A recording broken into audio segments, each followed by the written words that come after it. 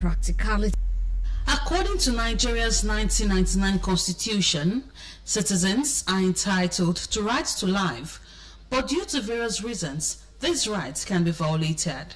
One of the ways it has been violated in recent times is through the lack of prompt response and adequate care from hospitals. A lot of people who could have been saved lost their lives due to an uncaring attitude from medical practitioners.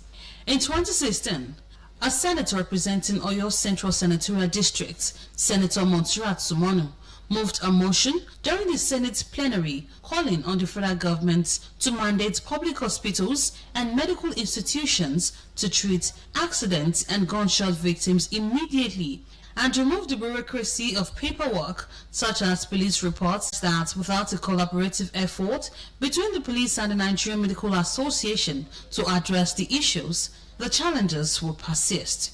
Such places where they make such laws, they have provision for health emergencies. We don't have here. And the government says, go ahead, treat, and whatever. Are there health emergency facilities stationed in every local government in this country? After treating those people, who pays your money? How soon after treatment are the money being paid? Those are things I think government should look into. This is a good law, and it's a humanitarian law anywhere in the world is good, but they should look at the other side of it. The person comes in, it's a gunshot injured patient, and what you do once you treat, the police comes out and says an armed robber. How do you defend yourself? I think the police should go back and see how they can now protect the health institutions from harassment from their members, because some gunshot injury comes in, you treat, and the next minute the police comes in and say you're an accomplice to robbery, that they brought a robber to your hospital and this like that.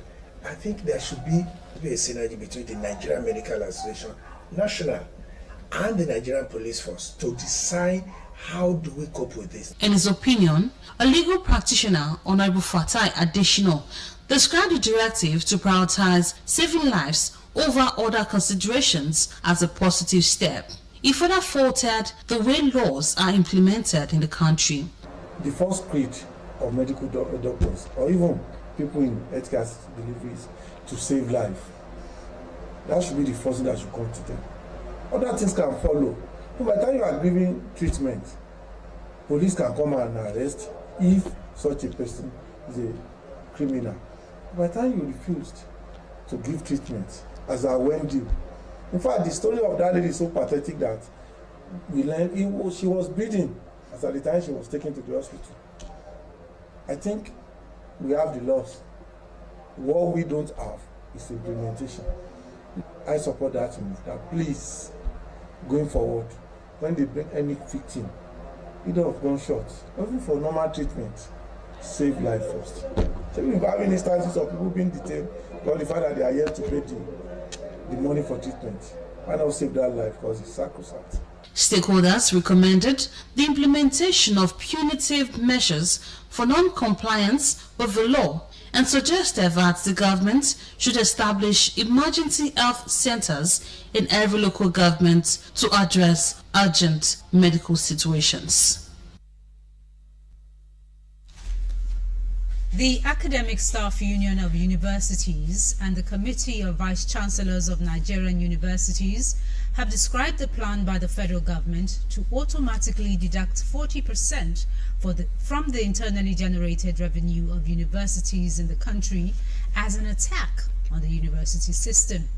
The federal government, in a letter dated October 17, 2023 and signed by the Accountant General of the Federation, Mrs. Oluyolefm, said it would begin the deduction with effect from November 2023.